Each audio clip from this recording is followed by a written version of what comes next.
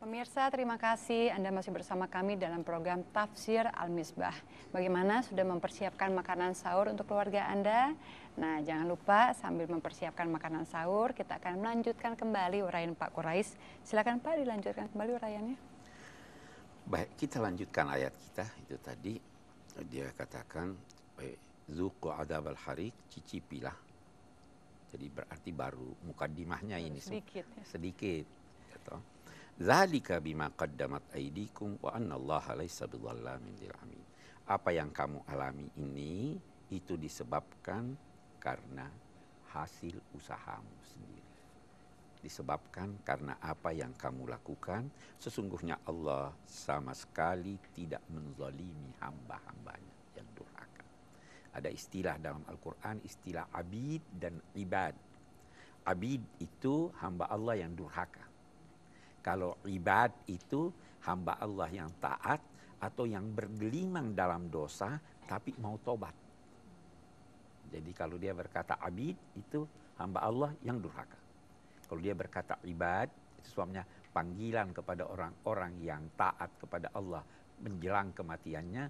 Qul ya irji'i ila rabbiki radiyatan mardiyah fadkhuli fi ibadi. Kembalilah kepada Tuhanmu dalam keadaan rela dan diridai dan masuklah dalam kelompok ibadi, hamba-hambaku yang taat.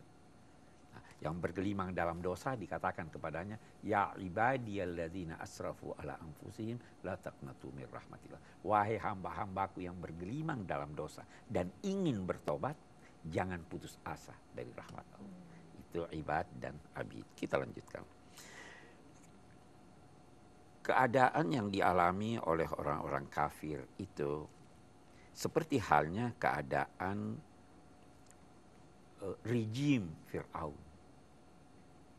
Termasuk tentu pimpinannya Fir'aun. Dan orang-orang kafir sebelum Fir'aun. Mereka itu semua mengingkari ayat-ayat Allah. Kafaru bi ayatillah. Kufur itu bisa berarti mengingkari, bisa berarti menutupi. Karena itu orang yang kikir pun dinamai kafir. Karena dia menutupi nikmat Allah. Ditanya, tolong pinjemin uangnya. Dia nggak ada. Itu kafir dalam bahasa Al-Quran. Semua kegiatan yang bertentangan dengan tujuan agama adalah kekufuran. Memecah belah manusia, umat, itu kekufuran. Kedurhakaan itu kekufuran. Baik. Fa akhadzahumullahu bidzunubihim, maka Allah menyiksa mereka disebabkan dosa-dosa mereka. Innallaha qawiyyun syadidul iqab. Sungguhnya Allah Maha kuat lagi berat siksanya. Kita masuk. Mengapa ini semua disebut Fir'aun? Fir'aun itu jabatan tertinggi dalam negara Mesir masa lampau itu Fir'aun. Namanya Fir'aun. Sama dengan kita presiden. Raja. Fir'aun. Jadi Fir'aun banyak. Oke. Fir'aunnya Nabi Musa itu ada ayahnya dan ada anaknya. Yang tenggelam di Laut Merah itu Fir'aun yang sang anak yang sudah berkuasa setelah wafatnya meninggal. Ayahnya yang meninggal itulah yang menemukan Musa di waktu kecil. Oh iya. Ya, di Sungai Nil. Oke. Baik, kita lihat. Mengapa ini mereka disiksa? Dzalika bi annallaha lam yakum mughayyiran ni'matan an'amaha ala qaumin hatta yughayyiru ma bi anfusihim. Innallaha sami'un alim. Hal itu disebabkan karena Allah tidak merubah keadaan atau nikmat dari satu nikmat yang telah dianugerahkannya kepada satu kaum kecuali setelah mereka mengubah apa yang ada dalam jiwa mereka. Ini ayat populer, ada ayat lain lagi yang mirip dengan ini. Jadi begini, perubahan dalam masyarakat itu baru terjadi kalau ada perubahan mental. Kalau ada perubahan, jadi bagaimana ya?